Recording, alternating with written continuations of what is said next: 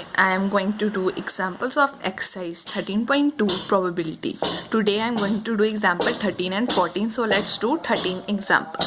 Prove that if E and F are independent events, so are E and F dash. उन्होंने बोला अगर E and F independent events हैं तो E and F dash भी independent events होने चाहिए. तो हमने ये प्रूव करना है. तो उन्होंने क्या बोला है, E and F an independent events का मतलब probability of E intersection F equals to क्या है, probability of E into probability of F.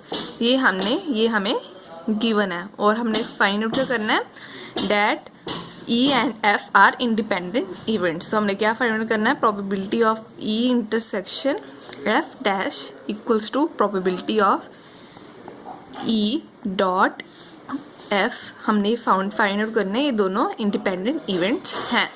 तो पहले हम probability of e intersection f dash को लेते हैं.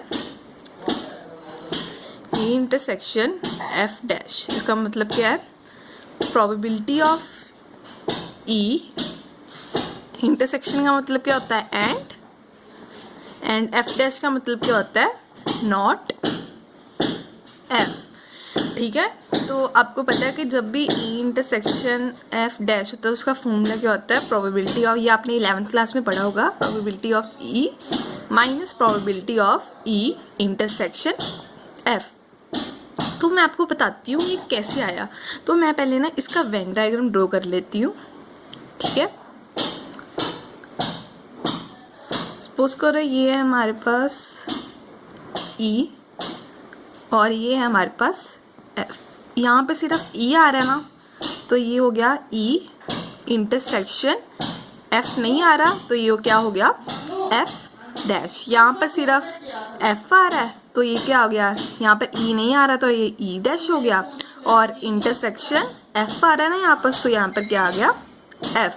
ये हमारे पास क्या है, दोनों का इंटरसेक्शन है तो ये क्या हो गया, E इंटरसेक्शन F. हाँ E आ रहा है ना F आ रहा है, इसका मतलब ये क्या है, E इंटरसेक्शन F डैश. इसका मतलब यहाँ पर ना E आ रहा है या ना F आ रहा है. तो अब हम E इंटरसेक्शन F डैश कैसे निकालेंगे, इसका मतलब हम प्रोबेबिलिटी ऑफ E से माइनस कर देंगे probability of E intersection F. तो हमारे पास क्या आ जाएगा, probability of E intersection F dash. ऐसे हमने निकाला है ये. ठीक है. तो हम आगे देख सकते हैं, probability of E intersection F. तो आपको पता है ऊपर क्या दिया हुआ है, E and F are independent events. तो हम इसे ऐसे लिख सकते हैं ना, probability of E dot probability of F लिख ही सकते हैं क्योंकि ये दोनों क्या है, इंडिपेंडेंट इवेंट्स. तो यहाँ से मैं PE कॉमन निकालती हूँ. तो PE कॉमन निकाला, यहाँ पे क्या आया, 1 minus PF.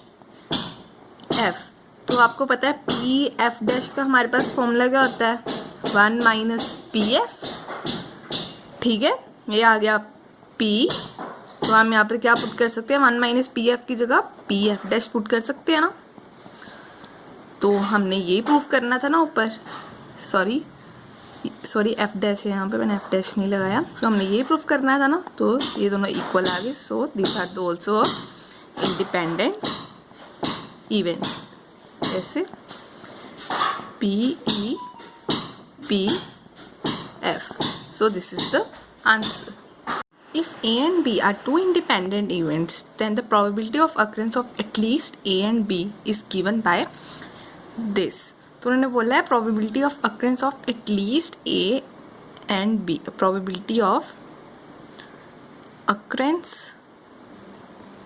of at least A and B का मतलब जहाँ probability of occurrence of A होगी, जहाँ probability of occurrence of B होगी, या दोनों की होगी. जहाँ probability of occurrence of A मैं सिर्फ शॉर्ट फॉर्म में लिख रही हूँ, जहाँ probability of occurrence of B होगी, जहाँ probability of occurrence of both A and B होगी. इसका मतलब हमें क्या कह रहा है क्वेश्चन, हमने क्या निकालना है, probability of A union B निकालना है. ठीक है. तो probability of A union B का हमारे पास फॉर्मूला क्या होता है, probability of A plus probability of B minus probability of A intersection B. तो probability of A plus probability of B, और मैं A इंटरसेक्शन B को हम कैसे लिख सकते हैं, क्योंकि उन्होंने ऊपर बोला है ना A and B are two independent events, तो हम इसे ऐसे लिख सकते हैं ना, probability of A probability of B तो लिख ही सकते हैं क्योंकि ये दोनों इंडिपेंडेंट इवेंट्स हैं। तो ठीक है, यहाँ इन दोनों में से मैं PA कॉमन निकाल लेती हूँ। PA कॉमन निकाला तो क्या आ गया, नहीं पहले ना मैं इन दोनों में से B कॉमन निकाल, क्योंकि ये इकट्ठे हैं ना, PB कॉमन निकाला। आप PA भी कॉमन निकाल सकते हो, पर मैं यहाँ से PB कॉमन निकाल रही हूँ अभी। 1 माइनस PA आ गया, ठीक है, ये आ गया PA प्लस PB, और हमारे पास फॉर्मूला होता है ना PA डैश का, क्या फॉर्मूला होता है 1 माइनस PA, तो हम 1 माइनस PA की जगह क्या लिख सकते हैं, PA डैश। ठीक है, तो अब हमारे पास यहाँ से हम PA की वैल्यू निकालती, PA की यहाँ से हमारे पास वैल्यू क्या आएगी 1 माइनस PA डैश, ठीक है, plus PB dot PA dash.